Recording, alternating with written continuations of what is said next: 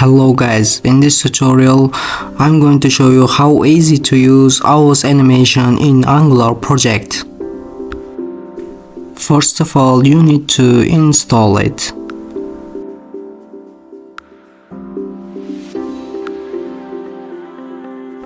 Secondly, configure it in Angular JSON.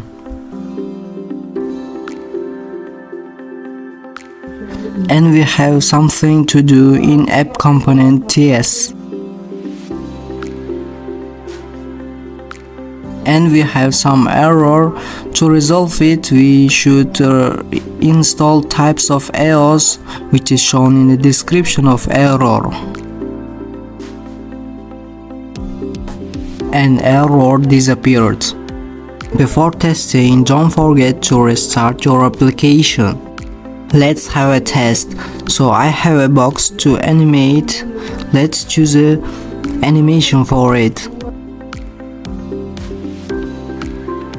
So test was successful, AOS is working, and don't forget to like the video. See you later, alligator.